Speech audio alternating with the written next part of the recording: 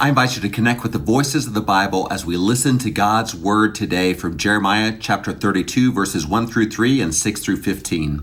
Picture this: your city is under siege, enemy armies surround the walls, and you're sitting in prison. Then someone offers to sell you land in that very city. Sounds like a terrible investment? That's exactly when God told Jeremiah to buy property. This passage reveals one of Scripture's most powerful lessons about faith-driven decisions that defy conventional wisdom. Now, this story takes place around 588 BCE during one of Jerusalem's darkest hours. The Babylonian army has surrounded the city for what would become an 18-month siege. Food was running out, hope was fading, and defeat seemed inevitable. King Zedekiah had thrown Jeremiah in prison for prophesying the city's fall, a message that was proving terrifyingly accurate. In ancient Israel, family land carried deep significance beyond mere economics. The law required relatives to redeem land to keep it within the family line, preserving both heritage and identity. Yet here was Jeremiah, imprisoned for speaking uncomfortable truths, being asked to purchase property in a doomed city. From every human perspective, this transaction made absolutely no sense. The passage begins with Jeremiah explaining his circumstances in verses 1 and 2. Jeremiah received the Lord's word in the 10th year of Judah's king Zedekiah, and the prophet Jeremiah was confined to the prison quarters in the palace of Judah's king.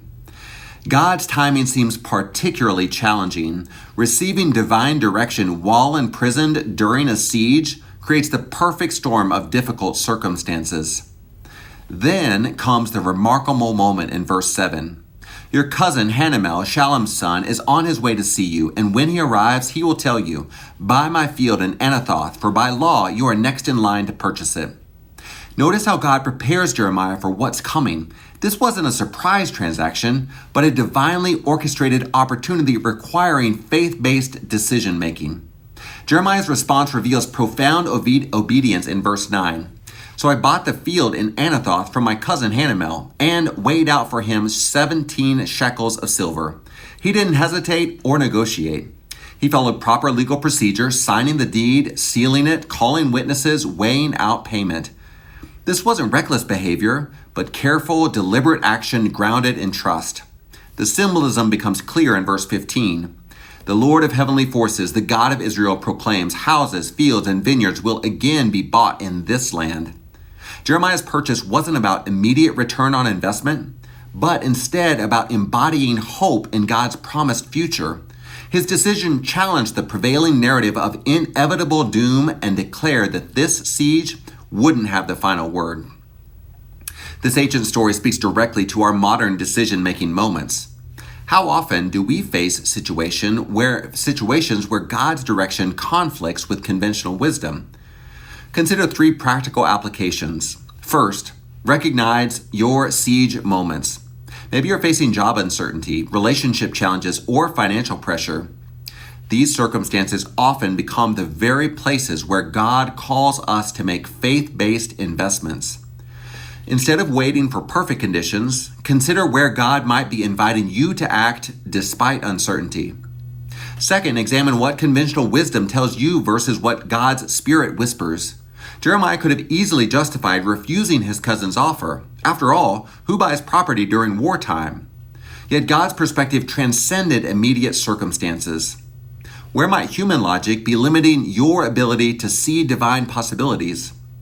Third, practice prophetic investment. Jeremiah's land purchase was essentially betting on God's restoration promises. Today, that might mean investing time in relationships that others consider hopeless, supporting ministries that might seem small or struggling, or developing skills for purposes that aren't yet clear. These investments declare your belief in God's future work. The key insight is this: faith-driven decisions often appear foolish from worldly perspectives, but align with God's larger redemptive plan. Jeremiah's field represented more than real estate. It symbolized trust in God's character and promises.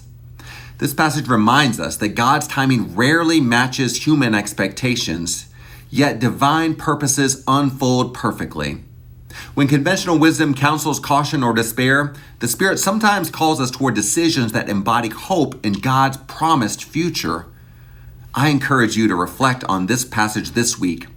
Where might God be calling you to buy land during a siege, to make investments that look foolish but align with God's purposes?